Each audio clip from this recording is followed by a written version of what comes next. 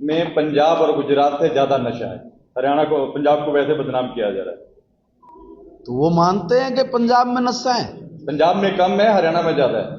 तो ये पंजाब के लोगों से पूछो ना, वहां पे ट्रेन भर भर के लोग इलाज के लिए कहां कहां जाते हैं भाई। तो अगर आप लोग तो बड़ी बड़ी बात करने वाले थे, हम आए तो ये कर देंगे, हम आए तो धरती उलट देंगे, हमारे को एक बार लेके आ जाओ, चांद सितारे एक कर देंगे। तुमसे एक भी काम वहां पे सीधा बना? पंजाब में आज आम आदमी पार्टी का जितना घोर विरोध हो रहा है, जितनी दुखी जनता है, त्रस्त है। मैं कल ही सिरसा जा रहा था तो रास्ते में मैं सुनाम में रुका, और जब मैंने वहां लोगों से बातचीत की, उन्होंने कहा कि साहब इन लोगों ने इस पंजाब का बेड़ा गर्क कर दिया है। और मैं उन लोगों की भावनाओं को समझ रहा था। आज बता रहा हूं मैं आपको, पंजाब के लोग वहां के सब दलों से दुखी हैं, और इसलिए वो भाजपा के प्रति बहुत रुझान उनका बढ़ गया है। और दावे से कह रहा हूं कि आने वाले चुनाव में पंजाब में स्पष्ट बहुमत से भारतीय जनता पार्टी की सरकार वहां के लोग बना रहे हैं। लोगों को पूरा विश्वास है, हरियाणा को देख के विश्वास है, उत्तराखंड को देख के विश्वास है। दिल्ली में जिस तरह से सरकार ने अहम फैसले लिए, और बाकी स्टेटों में जहां जहां भी भाजपा एक बार आ रही है, बार बार आ रही है, उसी का नतीजा है।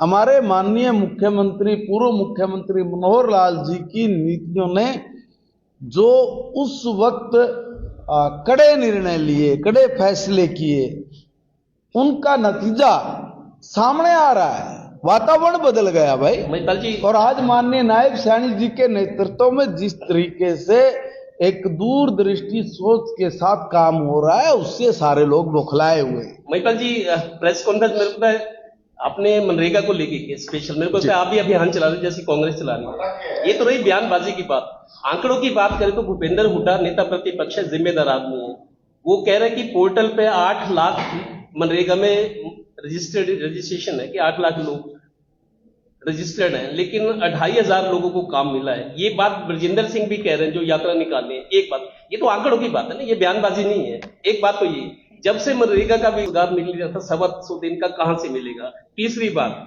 सिरसा में बहुत बड़ा घोटाला ये अभी तो 11 साल से बीजेपी की सरकार है, ये मरे हुए लोगों के नाम मनरेगा में लिए जा रही है, तो बीजेपी की सरकार में हो रहे ना। देखो, तथ्य आधारित बात होनी चाहिए। ये आंकड़े आपके मंत्री जी देंगे। देखिए, मैं आपको एक बात बताना चाहता हूँ, यूपीए के टाइम में ये आंकड़े हैं, ये हमारे नहीं, मैं आपको भूपेंद्र हुड्डा की बात जो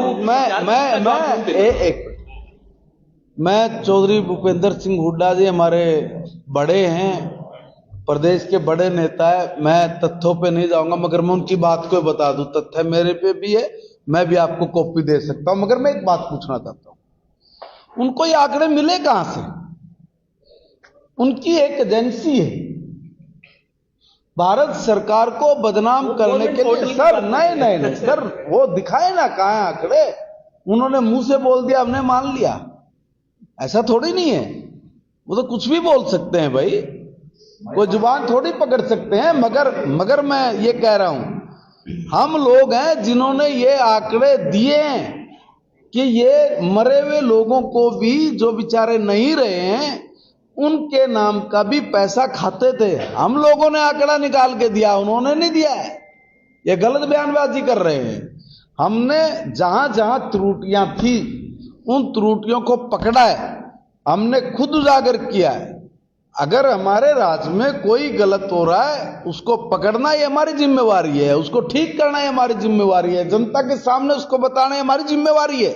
और जब हम लोग उस जिम्मेवारी के साथ उस बात को बोलते हैं, तो वो क्या अटैक करते हैं कि देखो ये लोग स्वीकार कर रहे हैं कि मरे हुए लोगों को भी इन लोगों ने पैसा दिया। अरे हम तो तुम्हारे कर्म कांड दुनिया को बता रहे हैं भाई, तुम लोग जो करते थे वो ये है, जो तुम बता रहे हो वो बिल्कुल एकदम गलत है।